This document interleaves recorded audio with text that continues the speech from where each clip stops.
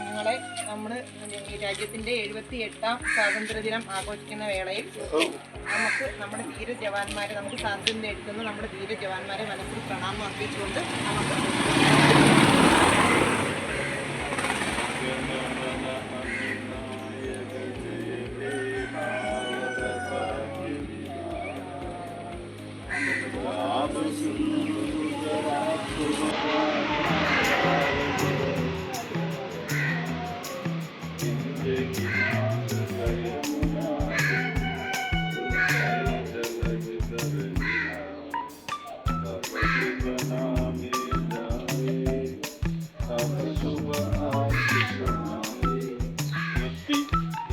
സ്വാതന്ത്ര്യദിനം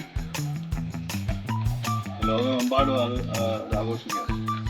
പ്രത്യേകിച്ച് ഇന്ത്യയിൽ പുറത്തേക്കുള്ള രാജ്യങ്ങൾ പോലും ഇന്ത്യക്കാരുള്ള സ്ഥലങ്ങളിലൊക്കെ നമ്മൾ കൊടികൾ കാണും.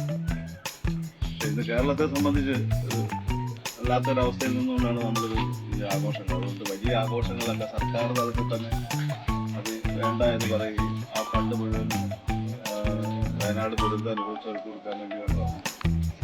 പക്ഷേ ഇന്ത്യയിലെ മറ്റു സംസ്ഥാനങ്ങളിലൊക്കെ ഇന്ന് രാവിലെ രാഷ്ട്രപതി ഭവനിൽ അവിടെ വലിയ ആഘോഷങ്ങളാണ് നടക്കുന്നത്. മറ്റെല്ലാ സംസ്ഥാനങ്ങളും ഓർക്കേണ്ടത് നമ്മുടെ ഇപ്പോഴത്തെ ഒരവസ്ഥയെ നമ്മളിപ്പോൾ കടന്നു പോകുന്നതല്ലാത്തൊരു ദിവസത്തിൽ ആ ദിവസത്തേക്ക് അപ്പുറത്ത് നിന്നുകൊണ്ടൊരു ഒന്ന് എന്ന ചിന്ത വരുത്തുന്ന ചില സന്ദർഭങ്ങളാണ്.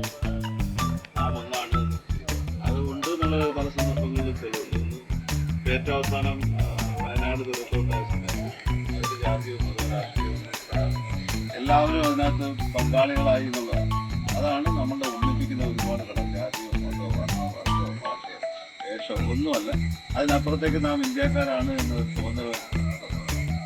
പക്ഷെ രാജ്യം രൂക്ഷമായ മറ്റ് ചില പ്രശ്നങ്ങളിൽ നിന്നൂടെയാണ് കടക്കുന്നത്. ഇതിൻ്റെ ഉള്ളിൽ തന്നെ പുറത്തുള്ള ആക്രമണങ്ങൾ ഇതിൻ്റെ ഉള്ളിൽ തന്നെ ചില കക്ഷികളുടെ ശ്രമം അതിനെയൊക്കെ ചെറുത്ത് തോൽപ്പിക്കുക അല്ലാതെ വേറെ മാർഗമൊന്നുമില്ല. അതിനെ എല്ലാവരും ചെറുത്ത് തോൽപ്പിച്ചാൽ മാത്രമേ ഇന്ത്യ എന്ന് അറിയപ്പെടുന്ന മതേതരത്വം സംരക്ഷിക്കാൻ നമുക്ക് കഴിയും. നമുക്ക് ചെറിയ കൂട്ടായ്മയുടെ ഭാഗമാണ്. ശാന്തനഗർ അറിയപ്പെടുന്ന ഒരു ചെറിയ കൂട്ടായ്മയുടെ ആ ചെറിയ കൂട്ടായ്മയുടെ ജാതിയോ മതമോ വർണ്ണമോ വരുന്ന ഒന്നും പോലെ നമുക്ക് പ്രവർത്തിച്ചാൽ അത് മറ്റു പലർക്കും തെളിവായി മാറും.